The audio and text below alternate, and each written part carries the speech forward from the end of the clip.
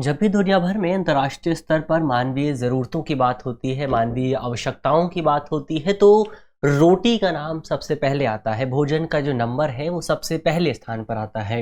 लेकिन पिछले कुछ समय से लगातार दुनिया की आबादी बढ़ रही है, संसाधनों पर दबाव बढ़ता जा रहा है और इस दबाव की वजह से हमारी जो खाद्य ज़रूरतें हैं वो भी गंभीर चिंता का विषय बनती जा रही हैं। और इसी वजह से अंतर्राष्ट्रीय स्तर पर खाद्य सुरक्षा का जो विषय है वो इतना ज़्यादा महत्वपूर्ण हो गया है।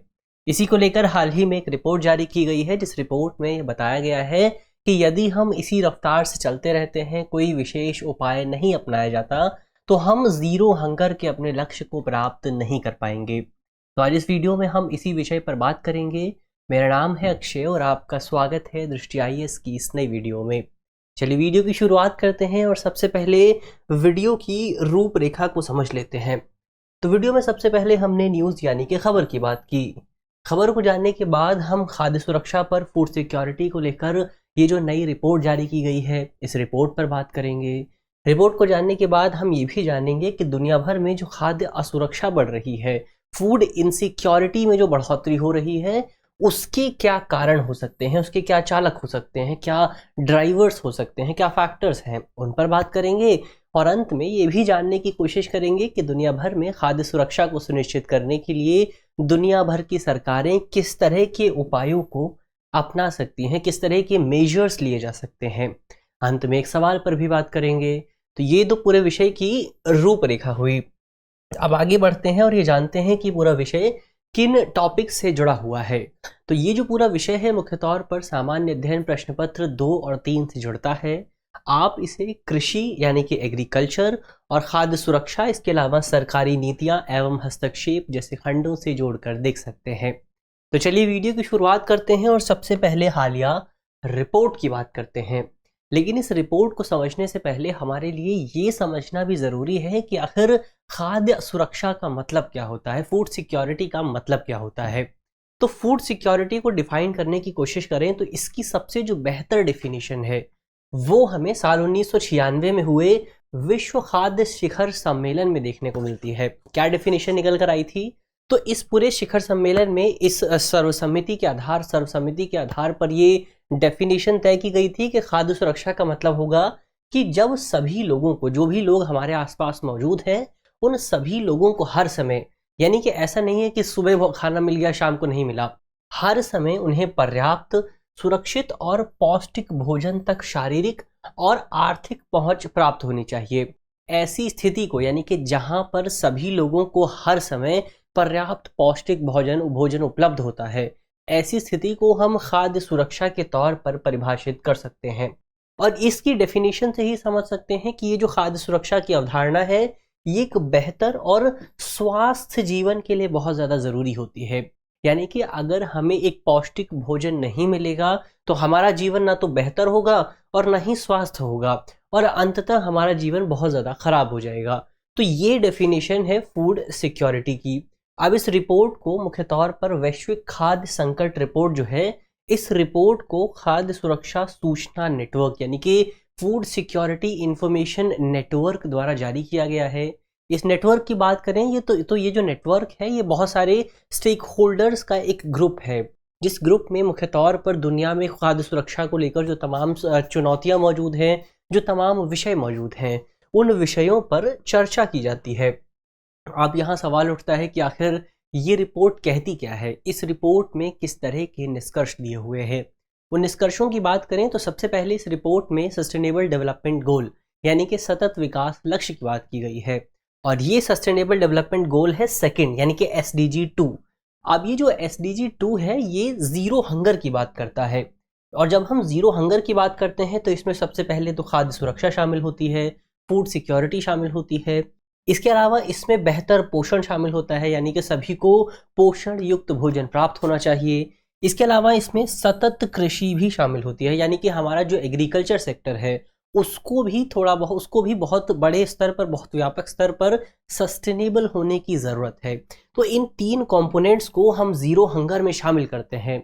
लेकिन इस रिपोर्ट में ये कहा गया है कि अगर दुनिया भर की तमाम सरकारों द्वारा कोई विशेष उपाय नहीं अपनाया जाता है तो खास तौर पर कोविड-19 महामारी और रूस यूक्रेन युद्ध के बाद दुनिया भर में जो ज़ीरो हंगर प्राप्त करने का प्रयास है, उस प्रयास को एक बड़ा झटका लग सकता है। यानी कि इस पूरे लक्ष्य को प्राप्त करने से हम बहुत ज़्यादा दूर रह सकते हैं।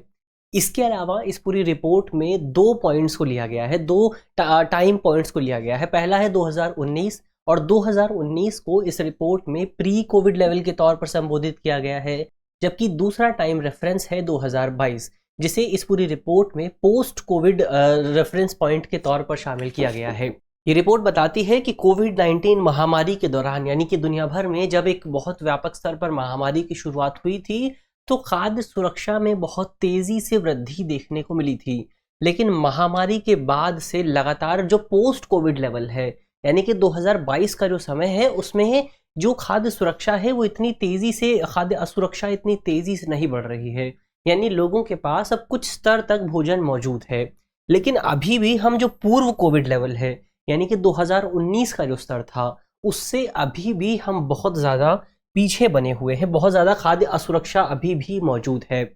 इस रिपोर्ट में कुछ आंकड़े भी बताए गए हैं। आंकड़े ये कहते हैं कि साल 2022 में दुनिया भर में तकरीबन 2.4 बिलियन लोगों के पास भोजन तक पहुंच उपलब्ध नहीं थी, यानी कि वो खाद्य असुरक्षा का सामना कर रहे थे, जो कि 2019 की तुलना में 391 मिलियन ज़्यादा है। यानी कि अभी भी कोविड-19 महामारी के समाप्त हो जाने के बाद भी हम 2019 के स्तर पर नहीं पहुंच पाए हैं, और 391 मिलियन लोग ऐसे हैं जिनके पास अभी भी अतिरिक्त तौर पर भोजन उपलब्ध नहीं है, और समग्र तौर पर 2.4 बिलियन लोग ऐसे हैं जिनकी भोजन तक उपलब्धता मौजूद नहीं है। तो ये तो रिपोर्ट के आंकड़ों की बात हुई। इसके अलावा कुछ स्पेसिफिक कैटेगरीज की भी बात की गई है, जिसमें दुनिया को कुछ राहत ज़रूर दिखाई दे रही है। जैसे स्टंटिंग की बात करें, स्टंटिंग का मतलब होता है कि आपकी उम्र के मुताबिक आपका जो कद है वो छोटा रह जाता है, इसे स्टंटिंग कहते हैं। और रिपोर्ट बताती है कि स्टंटिंग में पिछले कुछ समय में लगातार गिरावट आई है। जैसे साल 2000 में जो स्टंटिंग के मामले थे वो तकरीबन 204.2 मिलियन थे, जो कि 2022 में तकरीबन 148.1 मिलियन हो गए हैं। यानी कि इसमें जो है गिरावट देखने को मिली है। ऐसा ही कुछ मामला वेस्टिंग के मामले में भी है। वेस्टिंग का मतलब होता है कि हमारी लंबाई की तुलना में हमारा जो वज़न है वो तुलनात्मक रूप से थोड़ा कम है, यानी कि वज़न कम रह जाता है और लंबाई बढ़ जाती है। और ऐसे मामले जो 2000 में तकरीबन 54.1 मिलियन के आसपास थे, ये साल 2022 में घटकर 45 मिलियन तक रह गए हैं। यानी कि कुछ जो कमी है वो ज़रूर देखने को मिली है, लेकिन जो वृद्धि हुई है वो ओबेसिटी के मामले हुई है। यानी कि जो हमारा वज़न बढ़ने की जो घटनाएं होती हैं उनके मामले में कुछ वृद्धि देखने को मिली है। जैसे कि ओबेसिटी के जो साल 2000 में तकरीबन 33 मिलियन मामले थे, यानी कि दुनिया की तकरीबन 5.3% जो आबादी थी वो मोटापे का शिकार थी। वहीं दूसरी तरफ साल 2022 में दुनिया की 5.6% आबादी, यानी कि तकरीबन 37 मिलियन लोग ओबेसिटी का सामना कर रहे हैं। तो इसमें हमें कुछ हद तक वृद्धि ज़रूर देखने को मिली है। तो ये तो रिपोर्ट की बात हुई। अब ओवरऑल कहा जाए तो ये रिपोर्ट बताती है कि हम मुख्य तौर पर जो है वो खाद्य सुरक्षा के मामले में बेहतर प्रयास ज़रूर कर रहे हैं, बेहतर काम कर रहे हैं। और अगर इस पूरी स्थिति में कोविड-19 महामारी ने ज़रूर बाधा उत्पन्न की है, ज़रूर चुनौती उत्पन्न की है, और अगर इस चुनौती से हम सही ढंग से निपट लें तो SDG 2 को प्राप्त करना हमारे लिए बहुत ज़्यादा आसान हो जाएगा। तो ये तो खाद्य सुरक्षा पर इस नई रिपोर्ट की बात हुई। अब इस रिपोर्ट में क्या कहा गया है कि जो हमारी खाद्य असुरक्षा बढ़ी है उसके क्या कारण हो सकते हैं, उसके कारणों पर बात करते हैं, फैक्टर्स पर बात करते हैं। तो जो सबसे पहला और सबसे इम्पॉर्टेंट फैक्टर है जिस पर हमने पहले भी बात की थी, वो है कोविड-19 महामारी। और दुनिया भर में जब कोविड-19 महामारी आई थी तो इसकी वजह से साल 2020 में लगभग सभी देशों में हमें लॉकडाउन देखने को मिला था। अब लॉकडाउन होता है तो इसका क्या मतलब हुआ? इसका मतलब ये हुआ कि जो तमाम आर्थिक गतिविधियां थी, जो तमाम इकोनॉमिक एक्टिविटीज़ थी, वो रुक गई। अब जब आर्थिक गतिविधियां रुक गई तो इसकी वजह से हमें आर्थिक मंदी देखने को मिलती है। आर्थिक मंदी आती है, आर्थिक गतिविधियां धीमी हो जाती हैं, तो इसकी वजह से लोगों के पास पैसे नहीं बचते, रोज़गार खत्म हो जाता है, लोगों की जो जॉब थी वो चली जाती है, लोगों का जो आय थी, लोगों की जो इनकम था वो भी कम हो जाता है। और इनकम कम होने की वजह से, इन तमाम फैक्टर्स की वजह से अंततः इसका जो सबसे बड़ा प्रभाव रहता है वो ये रहता है कि हमारा जो उपभोग है वो कम हो जाता है और लोग केवल अपनी दैनिक ज़रूरतों पर ही खर्च करते हैं, वो भी बहुत कम कर देते हैं। तो इसी वजह से एक तरफ तो हमारा कंजम्पशन कम होता है और इसका दूसरा प्रभाव ये होता है कि इसकी वजह से जो लोगों के पास भोजन उपलब्ध था, लोग अपनी भोजन की ज़रूरतों को और ज़्यादा कम कर देते हैं और खाद्य असुरक्षा और ज़्यादा बढ़ जाती है, फूड इनसिक्योरिटी और ज़्यादा बढ़ जाती है। तो ये तो पहला कारण हुआ। इसके अलावा दूसरा कारण है रूस यूक्रेन युद्ध। और रूस यूक्रेन युद्ध भी मुख्य तौर पर कोविड-19 महामारी के आसपास ही शुरू हुआ था। इस पूरे युद्ध के दौरान भी जो सबसे विशेष बात थी अंतर्राष्ट्रीय व्यापार के लिहाज से, वो ये थी कि इसकी वजह से दुनिया भर में जो खाद्य श्रृंखला मौजूद थी, जो फूड चेन मौजूद थी, उस पर बहुत ज़्यादा प्रभाव देखने को मिला था। जो सप्लाई चेन थी, जो आपूर्ति श्रृंखला थी, वो पूरी तरह से प्रभावित हो गई थी और इसकी वजह से कहीं ना कहीं लोगों के जो भोजन का पैटर्न था वो भी प्रभावित हुआ था। कई जगहों पर हमें ये देखने को मिला था कि जो खाद्य की चीज़ों की कीमतें हैं वो आसमान पर पहुंच गई थी। आपको पाकिस्तान का उदाहरण याद होगा, जहां पर जो गेहूं की कीमतें थीं वो बहुत ज़्यादा ऊंचे स्तर पर पहुंच गई थी और इसी की वजह से हमें ब्लैक सी ग्रेन इनिशिएटिव भी देखने को मिला था। लेकिन इन तमाम चीज़ों का समग्र प्रभाव ये रहा था कि दुनिया भर में जो खाद्य कीमतें थीं वो बहुत ज़्यादा तेज़ी से ऊपर बढ़ गई थीं और आम लोगों के लिए, गरीब लोगों के लिए चीज़ों को ख़रीदना बहुत ज़्यादा मुश्किल हो गया था। ये दूसरा कारण हुआ। इसके अलावा इस रिपोर्ट में सरकारी नीतियों को भी इस पूरी स्थिति के लिए कहीं ना कहीं जिम्मेदार बताया गया है। रिपोर्ट का कहना है कि सरकार खाद्य असुरक्षा को कम करने के लिए नीतियों को एक अनुकूल तरीके से डिज़ाइन नहीं करती है। नीतियों को इस तरह से डिज़ाइन किए जाने की ज़रूरत है कि उसमें हम पोषक तत्वों को भी शामिल करें, लेकिन सरकार इस तरह से नीतियों को डिज़ाइन नहीं करती। बच्चों के पोषण पर ज़्यादा ध्यान नहीं दिया जाता है और इसी की वजह से हमें वेस्टिंग, स्टंटिंग और ओबेसिटी जैसे मामले देखने को मिलते हैं। ये तीसरा कारण हुआ। इसके अलावा इस रिपोर्ट में एक फैक्ट और उजागर किया गया है, वो ये है कि दुनिया भर में शहरी क्षेत्रों की तुलना में जो खाद्य असुरक्षा है वो ग्रामीण क्षेत्रों में ज़्यादा है। गाँवों में हमें फूड इनसिक्योरिटी ज़्यादा देखने को मिलती है। तो ये तो रिपोर्ट के कारणों की बात हुई। अब ये जानने की कोशिश करते हैं कि इस रिपोर्ट में किस तरह के उपायों की बात की गई है, कौन से मेजर्स बताए गए हैं जो खाद्य असुरक्षा के मुद्दे से निपटने के लिए मददगार साबित हो सकते हैं। तो इसमें सबसे पहला उपाय ये है कि हमें जो वल्नरेबल ग्रुप्स हैं, जो संवेदनशील समूह हैं, उन वल्नरेबल ग्रुप्स की पहचान करनी होगी। क्योंकि जब हम ये पता लगा लेंगे कि किस समूह को ज़्यादा उपायों की ज़रूरत है, किस समूह को ज़्यादा प्रयासों की ज़रूरत है, तभी हम उस समूह को लक्षित कर सकेंगे, उसको टारगेट कर सकेंगे और टारगेट करने के बाद हम बेहतर निर्णय ले सकेंगे। इसको हम कह सकते हैं कि इसके माध्यम से हम इन्फॉर्म्ड डिसीजन ले सकेंगे। जब हमारे पास डेटा मौजूद होगा तब हमें ये पता चलेगा कि हमारी जनसंख्या के कौन से समूह को लक्षित करने की ज़रूरत है, कौन से समूह में खाद्य असुरक्षा ज़्यादा गंभीर स्तर पर मौजूद है। तो आंकड़े इकट्ठा करने की ज़रूरत है। जब तक हमारे पास आंकड़े नहीं होंगे तब तक हम बेहतर डिसीजन नहीं ले पाएंगे, तब तक हम बेहतर नीतियों का निर्माण नहीं कर पाएंगे। तो बेहतर नीतियां बनाने के लिए ये ज़रूरी है कि हम जो हमारे वल्नरेबल ग्रुप्स हैं उनकी पहचान करें, उनसे जुड़ा डेटा एकत्रित करें, उस डेटा को स्टोर किया जाए, उस डेटा को प्रोसेस किया जाए। ये पहला उपाय हुआ। इसके अलावा इससे पहले हमने SDG 2 की बात की थी, सस्टेनेबल डेवलपमेंट गोल 2 की बात की थी, जो कि ज़ीरो हंगर की बात करता है साल 2030 तक। यानी कि इस पूरे गोल का लक्ष्य ये है कि हम साल 2030 तक ज़ीरो हंगर का टारगेट प्राप्त कर लें। यानी कि साल 2030 तक ऐसा कोई भी व्यक्ति नहीं होना चाहिए जिसके पास पर्याप्त पौष्टिक युक्त भोजन उपलब्ध ना हो। तो ऐसे में ज़रूरत इस बात की है कि जो सरकारी नीतियां हैं उन सरकारी नीतियों में केंद्र बिंदु के तौर पर इस टारगेट को शामिल किए जाने की ज़रूरत है, ताकि सरकार जो भी नीतियां बनाए उन नीतियों में साल 2030 के इस लक्ष्य को शामिल किया जाए, साल 2030 के इस लक्ष्य को ध्यान में रखा जाए। क्योंकि यही लक्ष्य हमारे लिए एक टॉर्च का काम करेगा। ये लक्ष्य हमें बताएगा कि हमें किस तरह की नीतियां बनाने की ज़रूरत है ताकि हम इस लक्ष्य को प्राप्त कर सकें।